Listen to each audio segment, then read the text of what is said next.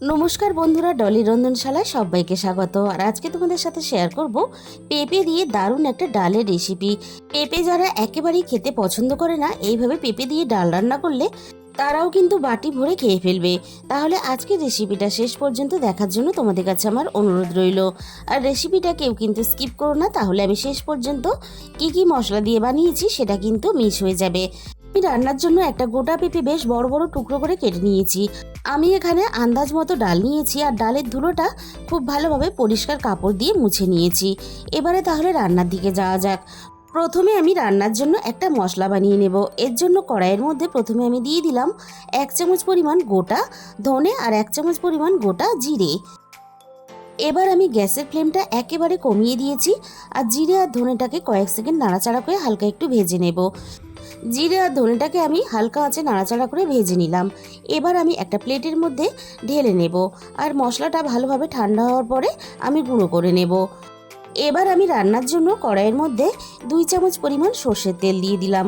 সর্ষের তেলটাকে আমি প্রথমে খুব ভালোভাবে গরম করে নেব। তেলটা খুব ভালোভাবে গরম হতে আমি কেটে রাখা সমস্ত পেঁপেগুলো তেলের মধ্যে দিয়ে দিলাম।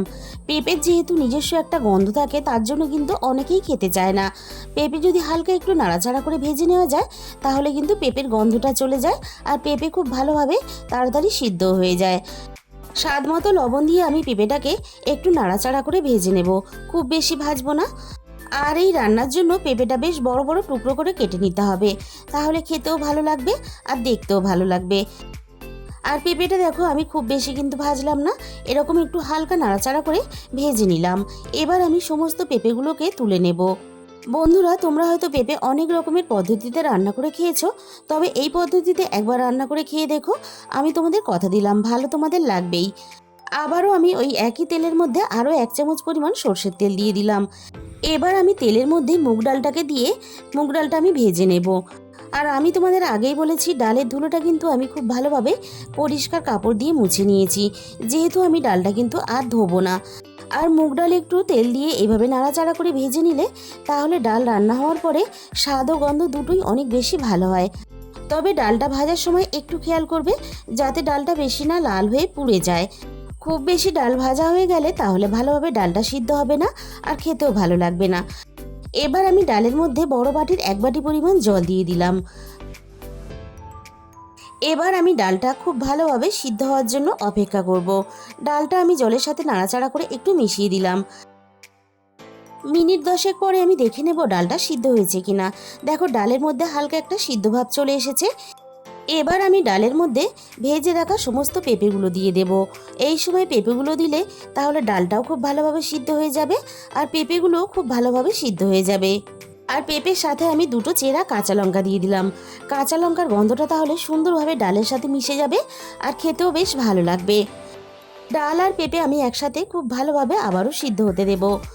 ডালটা ভালোভাবে ফুটে ওঠার সাথে সাথে ডালের মধ্যে আমি 1 চামচ পরিমাণ আদা বাটা দিয়ে দিলাম, আর 1 চামচ হলুদ গুঁড়ো আমি অল্প একটু জলের মধ্যে মিশিয়ে আমি ডালের মধ্যে দিয়ে দিলাম। শুকনো অবস্থায় হলুদ গুঁড়োটা দিলে তাহলে ডালা ডালা হয়ে যাবে, সহজে ডালের সাথে মিশতে চাইবে না। আর এই সময় আদা বাটা ডালের মধ্যে দিলে ডালের মধ্যে আদার একটা সুন্দর গন্ধ মিশে যায়, আর রান্নার পরে ডালের মধ্যে একটা দারুণ ফ্লেভার চলে আসে।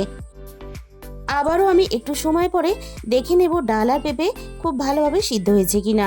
ডাল খুব ভালোভাবে সিদ্ধ হয়ে গেছে, আর সাথে দেখো পেঁপেটাও কিন্তু খুব ভালোভাবে সিদ্ধ হয়ে গেছে। আর ডালটা কিন্তু সিদ্ধ হওয়ার পরে বেশ অনেকটা ঘন হয়ে গেছে, তাই ডালের মধ্যে আমি আবারও 1 বাটি পরিমাণ উষ্ণ গরম জল মিশিয়ে দিলাম। আর এই সময় ডালের মধ্যে কাঁচা জল দিলে তাহলে কিন্তু ডালের স্বাদটা পুরোপুরি নষ্ট হয়ে যাবে। আর বন্ধুরা, পেঁপে দিয়ে ডালের এই রেসিপিটা বাড়িতে অবশ্যই একবার হলেও তোমরা ট্রাই করো, আর কেমন লাগলো অবশ্যই আমাকে কমেন্ট বক্সের মাধ্যমে জানাতে কিন্তু ভুলো না। দেখো ডালটা বেশ ভালোভাবে ফুটে উঠেছে। এবার আমি কড়াই থেকে ডালটাকে নামিয়ে নেব। আবারও আমি কড়াইটাকে ভালোভাবে ধুয়ে পরিষ্কার করে গ্যাসের মধ্যে বসিয়ে দিয়েছি। এবার আমি কড়াইয়ের মধ্যে আন্দাজ মতো 3 চামচ পরিমাণ সর্ষের তেল দিয়ে দিলাম।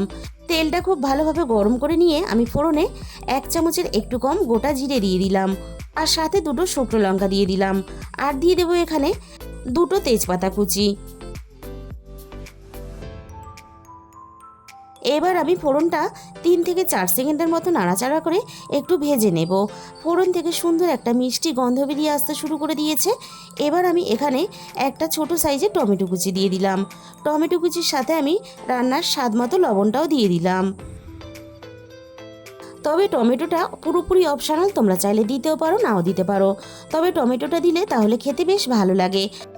টমেটোর কাঁচা গন্ধটা চলে যাওয়া পর্যন্ত আমি বেশ ভালোভাবে নাড়াচাড়া করে ভেজে নেব। 3 থেকে 4 মিনিটের মতো আমি টমেটোটা নাড়াচাড়া করে ভেজে নিয়েছি, আর টমেটোটা খুব ভালোভাবে কিন্তু নরমও হয়ে গেছে। গ্যাসের ফ্লেমটা একেবারে কমিয়ে দিয়ে এবার আমি ডালটাকে কড়াইয়ের মধ্যে দিয়ে দিলাম। এই সময় কিন্তু গ্যাসের ফ্লেমটা অবশ্যই কমিয়ে দেবে, তা না হলে গরম তেল আর ডাল একসাথে গায়ের মধ্যে ছিটিয়ে আসতে পারে। ডালটা আমি নাড়াচাড়া করে ফোড়নের সাথে খুব ভালোভাবে মিশিয়ে দেব। আর আমি কিন্তু ডালটা খুব বেশি পাতলাও করব না, আবার খুব বেশি গাঢ়ও করব না, সেই হিসাব করে কিন্তু আমি এখানে গরম জলটাকে মিশিয়েছিলাম। ডালটা যখন বেশ ভালোভাবে ফুটতে শুরু করে দিয়েছে, আমি এখানে 1 চামচ পরিমাণ স্বাদ মতো চিনি দিয়ে দিলাম। আর ডালে কিন্তু জলের পরিমাণটা অবশ্যই তোমরা তোমাদের নিজেদের হিসাব করে দিয়ে দেবে। ডালটা আমি আরও মিনিট 5 রান্না করে নেব। আর ডালটা আমি যতক্ষণ রান্না করব এইভাবে হাতা দিয়ে ঘাঁটতে থাকবো। ডাল যখন ফুটবে এভাবে যত হাতা দিয়ে ঘাঁটবে ডালের স্বাদ কিন্তু তত বেশি ভালো হবে। আর কথায় আছে বন্ধুরা, ডাল মানেই কিন্তু বয়স্কদের একগাল হাসি, আর তারা বলে আমরা খেতে ভালোবাসি। ডালটা দেখো আমি খুব ভালোভাবে ফুটিয়ে রেডি করে নিয়েছি। এবার আমি ডালের মধ্যে আগে থেকে ভেজে রাখা মশলার গুঁড়োটা দিয়ে দিলাম।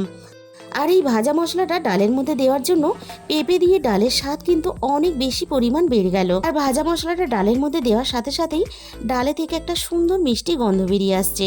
আমি রান্না করছি তাই সেটা আমি কিন্তু উপলব্ধি করতে পারছি। তোমরা যখন এভাবে রান্না করবে তোমরাও তখন বুঝতে পারবে। যেহেতু নিরামিষ পেঁপে দিয়ে ডাল, তাই আমি 1 চামচ পরিমাণ ডালের মধ্যে গরম মশলা গুঁড়ো দিয়ে দিলাম, আর সাথে আমি 1 চামচ পরিমাণ ঘি দিয়ে দিলাম।